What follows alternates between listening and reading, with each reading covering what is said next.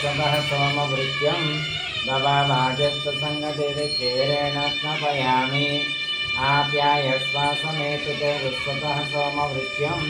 भवाभाजस्सङ्गतिरेण स्नपयामि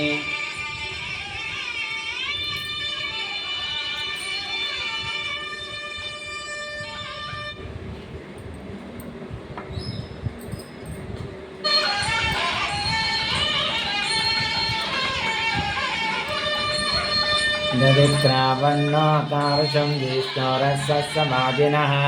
सुरभिनो मुखाकरत्प्रण आयोगं शीतारिषत् इति दधिना स्नपयामि शुक्रमसि ज्योतिरसि तेजोसि देवो वत्सवितोत्पुनः त्वच्चत्रेण पवित्रेण वत्सूर्यस्य रश्मिभिः इति आद्येन स्नपयामि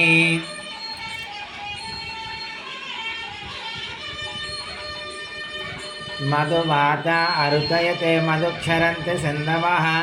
मादिर्वसन्तोषधीः मधुनक्तामुतोषसे मधुमत्पारजगं रजः मधुजौरस्तु नः पिता मधुमानो वनस्पतिर्मधुमागुम् अस्तु सूर्यः मादिर्गावो भवन्तु नः इति मधुना स्नपयामि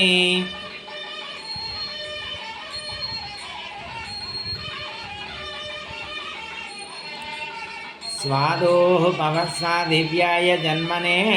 स्वादुरिन्द्राय सोहमेतु नाम्ने स्वादुर्मित्राय वरुणाय वायवे बृहस्पते मधुमागुं मदाभ्यः इति सर्करेण स्नपयामि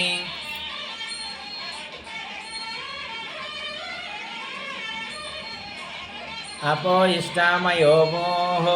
तनवुर्जेन ददातन महिरणाय चक्षुषे योऽवस्यवातमोरसः तत्समाजायते हनः उसिरतीरवमातरः तस्मा आरङ्गमामामो यस्य क्षयाय जन्मदा अपो जनदा जनः श्रीललितादेवी नमः श्रीमहाकाली महालक्ष्मी महासरस्वती पञ्चामृतस्नानं समर्पयामि स्नानानन्तरं शुद्धाचमनीं समर्पयामि सुगन्धिविष्णुतैलं च सुगन्धिमलकीजलं देहसौन्दर्यबीजं च गृहीतां श्रीहरिप्रिये